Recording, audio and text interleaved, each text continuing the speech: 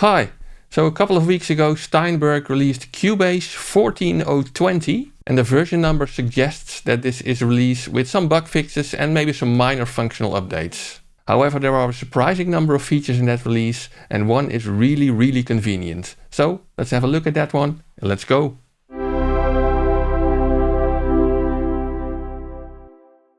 Now, like I mentioned in the intro, the number of new features in this release is quite surprising, and I'm not going to repeat the many videos that I've made about them already. I'll put a link to the full new features video in the description. But one feature in particular I found very useful recently, and that's the fact that you can edit event volume curves after Cubase automatically detects the audio segments to edit. Let's have a quick look to make that more clear. So this is the release notes, event volume curves with automatic audio segment detection. Cubase now automatically detects individual audio segments such as words, drum hits or phrases, allowing for quick and intuitive volume adjustments with a simple mouse gesture. So this is what it looks like in a project, and this is a new song of my band The Wash, by the way. It's called All My Way. It will not be released for a while, but you get a slight preview here now already. So let's have a listen to a part of this vocal on which I already have a compressor.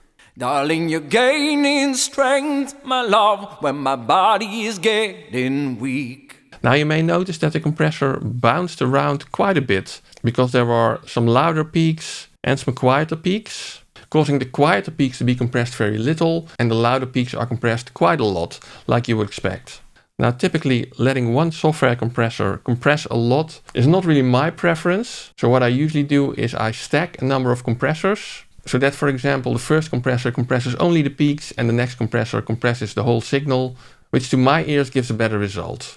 I've even used Wave's Vocal Writer before the second compressor to even out the volume a bit more to get a really smooth vocal. I even made a separate video about that, which I'll link at the end of this one. But Cubase 14020 now provides a feature which allows you to even out the volume of a vocal or any signal for that matter before sending it to the compressor in a manual way, but without being really a lot of effort. Let's have a look, because if we look at the volume peaks of this one, let's zoom in a bit more. Now how I would typically tackle this before this latest release of Cubase 14 is that I would select this part over here and then drag it down with the new event volume curves that were introduced in Cubase 14 when it was released initially. However, the new feature in 14020 makes this kind of editing even more convenient, because if you select the range selection tool over here and then push Ctrl-Shift on your keyboard, you see that Cubase automatically selects audio segments which relate to words in your audio. For example, over here, if I wanted to drag this down, you see that there's this green icon here on top,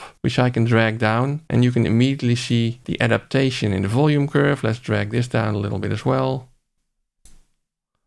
Or this part. This one is also still a bit high. Maybe this one.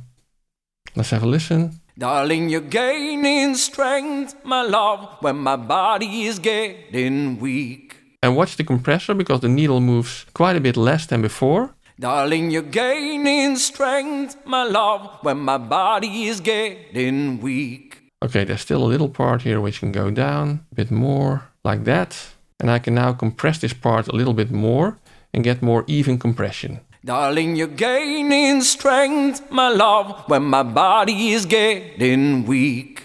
Really convenient, right? And it makes this editing quite a lot faster. And it doesn't only work on vocals, but you can also use it to even out some other instrument, for example a bass guitar. Let's have a look. So this is a bass guitar track and it's played pretty evenly. But for example over here, this note seems to be a bit more quiet. So we can just push Ctrl-Shift on Windows and then make this one a little bit louder. Or maybe this one here seems a bit loud. Bring it down a bit.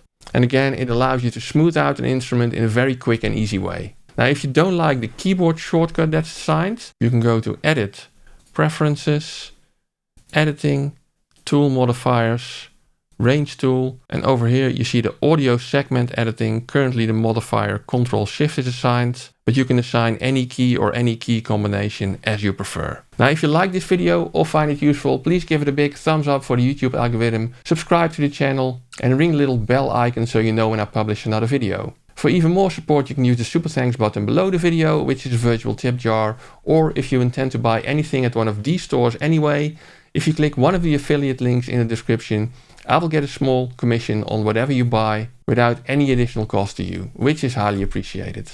Now this was a bit of a shorter video than usual, but I thought this technique was so useful that it really deserved a video on its own. Let me know if you knew about it already, or what kind of other short tips you might have for using Cubase.